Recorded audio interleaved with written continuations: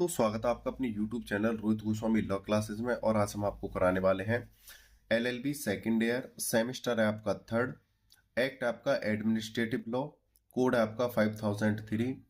आज का जो टॉपिक है इम्पोर्टेंट क्वेश्चंस हैं, जैसा कि आपने थंबनेल भी देखा होगा। 5003 को हम 503 भी कहीं देखते हैं, 5003 को 503 भी देखते हैं। एडमिनिस्ट्रेटिव लॉ को हम हिंदी में प्रशासनिक विधि कहते हैं, ठीक है। और ये सेमेस्टर थर्ड है। अगर आपका सेमेस्टर, ईयर या कोड मैच नहीं करता है तो आप परेशान ना होना, ये सभी के लिए है जिनके पास एडमिनिस्ट्रेटिव लॉ है, ठीक है।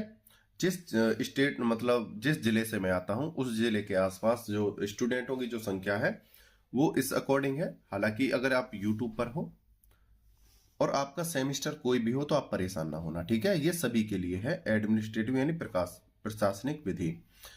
अब से पहले मैं आपके और भी क्वेश्चंस वेरी इंपोर्टेंट डाल चुका हूं, आप प्लेलिस्ट जाकर देखिएगा। अगर किसी स्टूडेंट को हमारे पीडीएफ नोट्स चाहिए जो इंपोर्टेंट क्वेश्चंस के होते हैं, ये हमारे क्वेश्चंस हैं, इनकी सीरीज अगर आपको आंसर की सीरीज चाहिए तो हमसे प्राप्त कर सकता है, ठीक है। और जो क्वेश्चंस मैं आपको कराने वाला हूं आप प्लेलिस्ट जाकर देखना। ये सभी क्वेश्चंस की आपकी वीडियोस ऑलरेडी अपलोड है, ठीक है।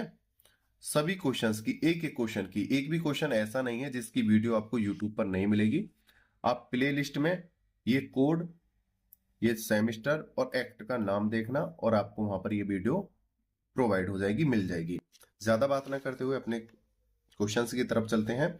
चलने से पहले अगर आपने लाइक शेयर एंड सब्सक्राइब नहीं किया है तो प्लीज कर लो। और हमारा रोहित गोस्वामी लॉ क्लास के नाम से व्हाट्सएप पर भी एक चैनल है, आप उसे फॉलो कर लेना। वहां पे आपको लॉ से रिलेटेड इंफॉर्मेशन प्रोवाइड कराई जाएगी। आप किसी भी स्टेट, किसी भी यूनिवर्सिटी से हो, ऐसे फॉलो कर लेना व्हाट्सएप चैनल को, लिंक डिस्क्रिप्शन में है। प्रशासनिक विधि के महत्वपूर्ण दीर्घ, लघु एवं अति लघु उत्तरीय प्रश्न जो हमारे एक तो होते हैं लॉन्ग, एक होते हैं शॉर्ट, एक होते हैं हमारे वेरी शॉर्ट, यानी कि ये हमारे अति लघु होते हैं जो हमारे 4 या 5 नंबर में आते हैं। ये लघु होते हैं, ये हमारे अक्सर 10 नंबर में आते हैं। ये हमारे दीर्घ होते हैं जो अक्सर हमारे 20 नंबर में आते हैं। ये तीनों को मैंने कवर कराया है। ये जो मैं लॉन्ग क्वेश्चन आपको बताऊंगा, लॉन्ग क्वेश्चन से ही आपके शॉर्ट और वेरी शॉर्ट कवर हो जाएंगे, लेकिन उनके अंदर भी जो बहुत ज्यादा महत्वपूर्ण है मैं वहां आपको बताता जाऊंगा और वहीं से आपके शॉर्ट आपके बन जाएंगे, ठीक है। और वेरी शॉर्ट की भी मैंने एक लिस्ट बना दी है जो बहुत ज्यादा महत्वपूर्ण है, आपने देख लीजिएगा। प्रश्न नंबर 1 है हमारा, विधि शासन से आप क्या समझते हैं? विधि शासन किस सीमा तक भारतीय संविधान में स्वीकृत है? दूसरा, विधि का शासन भारतीय संविधान के रोम रोम में व्याप्त है और वास्तव में यह संविधान के मूलभूत लक्षणों का एक अंग है। उपयुक्त उपयुक्त कथन के प्रकाशन में प्रशासनिक विधि के अध्ययन में विधि शासन के तत्व और महत्व पर प्रकाश डालिए। दूसरा क्वेश्चन है, प्रशासनिक विधि से आप क्या समझते हैं? प्रशासनिक विधि के परिभाषा, प्रकृति, क्षेत्र और प्रमुख विशेषताओं का वर्णन कीजिए। देखो, हालांकि ये क्वेश्चन सारे इंपोर्टेंट हैं लेकिन उसमें भी बहुत ज्यादा महत्वपूर्ण है यह क्वेश्चन, इस पे अपनी तरफ से और भी लिख लेना, बहुत ज्यादा महत्वपूर्ण है। तीसरा क्वेश्चन है, शक्ति पृथक्करण के सिद्धांत का प्रथम जनक कौन था? भारतीय संविधान के संदर्भ में इस इस सिद्धांत से क्या समझते हैं? इस पर भी आप वेरी वेरी इंपोर्टेंट अपनी तरफ से लिख लेना। इसी क्वेश्चन को दूसरे प्रकार से पूछा जा सकता है, वो है शक्ति पृथक्करण सिद्धांत को समझाइए। भारतीय संविधान में यह सिद्धांत कहां तक निहित है? प्रवासी विधि में इसका क्या महत्व है? ठीक है, ये आप देख लेना, बहुत ज्यादा महत्वपूर्ण है। आगे और दिखाता हूं आपको। इस क्वेश्चन को इस प्रकार से भी एग्जामिनर पूछ सकता है, शक्ति पृथक्करण के सिद्धांत की उत्पत्ति और विकास का वर्णन कीजिए तथा इस सिद्धांत के गुण एवं दोषों की व्याख्या कीजिए। ये शक्ति पृथक्करण का जो सिद्धांत है, एग्जामिनर इसे विभिन्न विभिन्न प्रकार से पूछ सकता है और इस पर भी आप वेरी वेरी इंपोर्टेंट लगा लीजिएगा। आगे चलते हैं। और ये 20 नंबर में आने वाले आपके प्रश्न है। 4th नंबर का क्वेश्चन है आपका, प्रत्यायोजित विधान से आप क्या समझते हैं। और देखो मैंने सभी पेज पे ईयर, सेमेस्टर, कोड सब लिखा हुआ है। प्रत्यायोजित विधान से आप क्या समझते हैं। विधायिका किन विषयों पर प्रत्यायोजित नहीं कर सकती। प्रत्यायोजित करते समय कौन सी सीमाएं लगाई जाती हैं। प्रत्यायोजित विधायन के विकास के कारण बताइए। ये आपका 4th क्वेश्चन था। अगर किसी स्टूडेंट को इन क्वेश्चंस के आंसर की पीडीएफ चाहिए तो दिए हुए व्हाट्सएप नंबर पे मैसेज करके हमसे परचेज कर सकता है, खरीद सकता है। ठीक है, आगे क्वेश्चन नंबर 5 है, लोकपाल तथा लोकायुक्त। लोकपाल और लोकायुक्त को हम अम्बुड्समैन कहते हैं। ठीक है, और यह क्वेश्चन काफी बार आपका 10 नंबर में पूछा जाता है, वेरी वेरी इंपॉर्टेंट है। आगे ड्राइड एडमिनिस्ट्रेटिव से आप क्या समझते हैं। ड्राइड एडमिनिस्ट्रेटिव तथा प्रशासी विधि में क्या अंतर है। या यह क्वेश्चन आपका इस प्रकार से पूछा जा सकता है, शुष्क प्रशासन से आप क्या समझते हैं। ड्राइड एडमिनिस्ट्रेटिव को ही शुष्क प्रशासन कहते हैं। ठीक है, यह क्वेश्चन आपका 10 या 20 नंबर में अक्सर आता रहता है और इसके आने के जो चांस हैं 80% है आपके क्वेश्चन में, ध्यान रखना, सॉरी आपके पेपर में। आगे 7 नंबर का क्वेश्चन है, शुष्क प्रशासन एवं प्रशासनिक विधि में अंतर बताइए। यहां पर विधि कर लेना, इन दोनों में शुष्क प्रशासन और प्रशासनिक विधि में अंतर बताइए। 10 नंबर में ये क्वेश्चन आता है। 8 नंबर, प्रशासनिक विधि और संवैधानिक विधि में अंतर बताइए। ये आपका 10 नंबर में आता है। क्वेश्चन नंबर 9, दूसरे पक्ष को भी सुनो के अपवाद बताइए। ये क्वेश्चन भी आपका अधिकतर 10 नंबर में आता है। जब आप इन क्वेश्चनों को उतारो तो वहां पर आप लिखते रहना 10 number, 20 number, very very important. सही है, इस प्रकार से। क्वेश्चन नंबर 10, प्राकृतिक न्याय के सिद्धांत की विवेचना कीजिए। इस सिद्धांत के आवश्यक तत्व क्या है। भारत में यह सिद्धांत कहां पर लागू होता है। यह क्वेश्चंस 20 नंबर में आने के इसके 50-50 चांस हैं और 10 नंबर में आने के इसके 80% चांस बने रहते हैं। अगर किसी स्टूडेंट को हमारे पीडीएफ नोट्स चाहिए तो दिए हुए व्हाट्सएप नंबर पर मैसेज करके प्राप्त कर सकता है। ये बात मुझे बार बार इसलिए बोलनी पड़ती है क्योंकि आपका तो 1 या 2 मिनट जाएगा, लेकिन अगर किसी कारण से आप भूल जाते हो या आपको ये नोटिफिकेशन नहीं मिलता है तो आपकी अच्छी तैयारी नहीं हो पाएगी, इसलिए बीच में बार बार बताना पड़ता है। और आपके हम अदर एक्ट भी अपलोड कर चुके हैं, आप प्लेलिस्ट जाके देखिएगा। 11 नंबर का क्वेश्चन है, जनहितवाद से आप क्या समझते हैं। किसी ऐसे वाद का वर्णन कीजिए जो लोकहितवाद की श्रेणी में आता हो। यह क्वेश्चन अक्सर आपके 20 नंबर में आता है, बहुत कम चांस रहते हैं जब ये 10 नंबर में आता है। क्वेश्चन नंबर 12, केंद्रीय सतर्कता आयोग के उद्देश्यों और कार्यों की विस्तृत विवेचना कीजिए। 20 नंबर में अक्सर ये क्वेश्चन पूछा जाता है और यह क्वेश्चन कभी इस प्रकार से भी आता है, सीबीसी के उद्देश्यों और कार्यों की विस्तृत विवेचना कीजिए, तो हमने यहां सीबीसी लिख दिया है।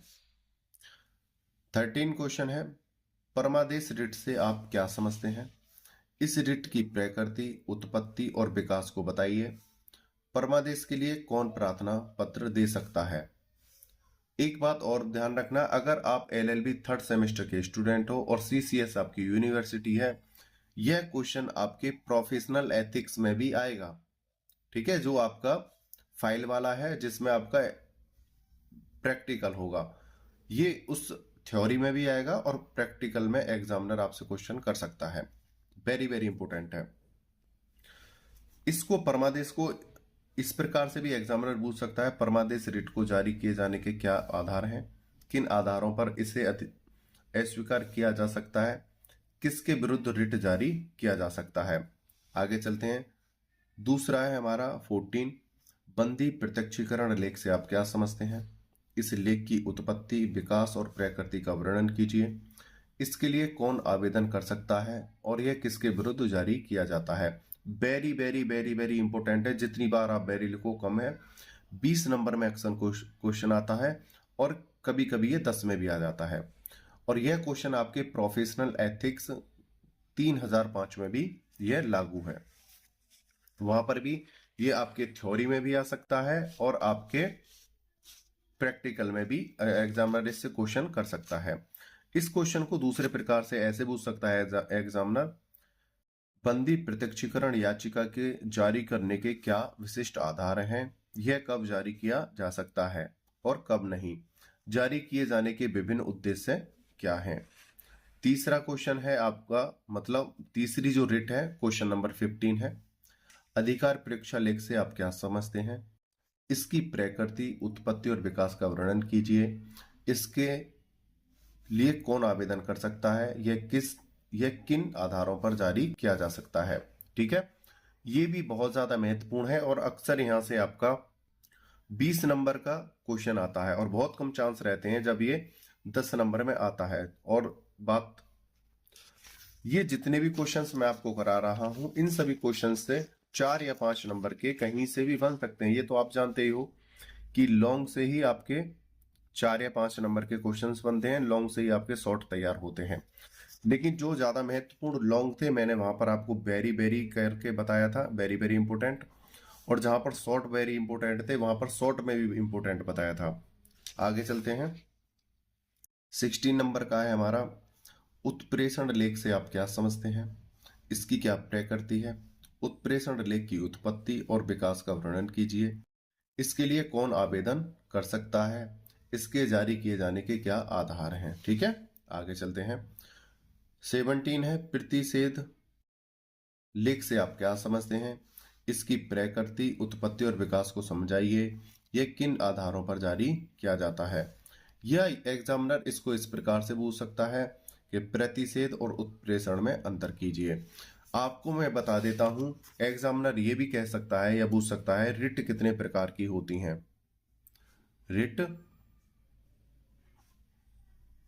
कितने प्रकार की होती हैं, और ये आपका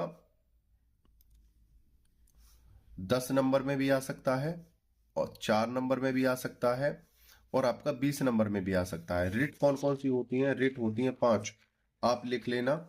और इस क्वेश्चन के अनुसार सबसे पहली होती है आपकी परमादेश, ठीक है, दूसरी होती है बंदी प्रत्यक्षीकरण, तीसरी होती है अधिकार परीक्षा, अधिकार परीक्षा देखो यहां पर लिख देता हूं, नंबर 1 परमादेश, दूसरी है आपकी बंदी प्रत्यक्षीकरण,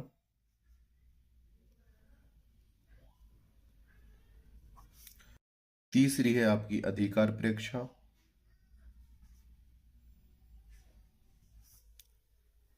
चौथा है आपका उत्प्रेषण लेख,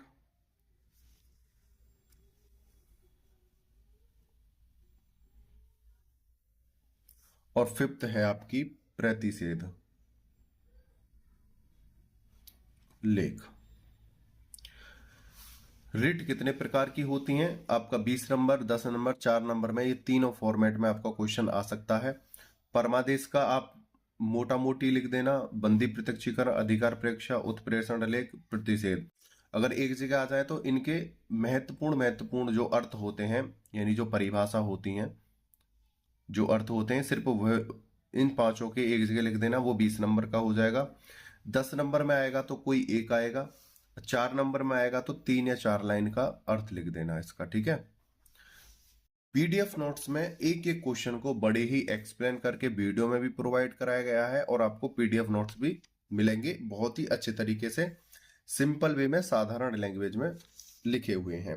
ये तो थे हमारे लॉन्ग और शॉर्ट क्वेश्चन, 20 और 10 नंबर वाले, 4 नंबर वाले भी यहीं से निकलेंगे। लेकिन जो बहुत ज्यादा महत्वपूर्ण है, जब आप लॉन्ग क्वेश्चन याद करोगे तब उन पे फोकस करना है।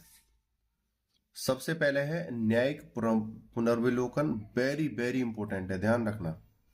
दूसरा है शुष्क प्रशासन, तीसरा है पक्षपात का सिद्धांत, फोर्थ है आपका अधिकार परीक्षा, फिफ्थ है परमादेश याचिका, 6 है शक्तियों के पृथक्करण, 7 है प्रत्यायोजित विधायन, 8 है लोक तर्क संगत निर्णय, 9 है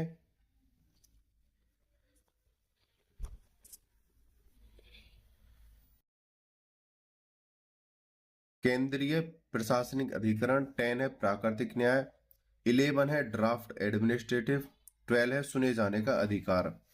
13 है विधि का शासन, 14 है दूसरे पक्ष को सुनो, 14 है दूसरे पक्ष को सुनो, 15 है वैध उम्मीद का सिद्धांत, 16 है समादेश लेख, 17 है व्यादेश, 18 है जांच आयोग और 19 है सकारण निर्णय। ये जो आपके 19 है, अगर आपका लक ही खराब है, अगर आपकी किस्मत खराब है तो ही मान लेना, नहीं तो पांचों क्वेश्चन आपके जो वेरी शॉर्ट हैं, एक भी बाहर नहीं जाने वाला है, यहीं से आपके क्वेश्चन आने वाले हैं। और आप कहोगे कि सर ये 20 हमें याद नहीं हो पाएंगे, ज्यादा है। जब आप लॉन्ग क्वेश्चन से तैयार करोगे, ये ऑटोमेटिक आपको याद हो जाएंगे, ध्यान रखना, ऑटोमेटिक आपको याद हो जाएंगे। ये 1 से 19 यानी 20 तक जो क्वेश्चन है, आपको जब लॉन्ग करोगे तैयार हो जाएंगे। अगर किसी स्टूडेंट को हमारे इन क्वेश्चंस की आंसर्स की पीडीएफ चाहिए तो दिए हुए व्हाट्सएप नंबर पे मैसेज करके हमसे खरीद सकता है। और इन सभी क्वेश्चंस की आंसर वीडियो आपकी यूट्यूब पर अपलोड है, आप प्लेलिस्ट में जाकर देख लीजिएगा, ठीक है। आपने वीडियो को अंत तक देखा है, मुझे अच्छे से सुना है, उसके लिए धन्यवाद। ज्यादा से ज्यादा मात्रा में अपने दोस्तों को, मित्रों को शेयर करो, कमेंट करो, लाइक करो। धन्यवाद, टेक केयर, बाय बाय, जय हिंद, जय भारत।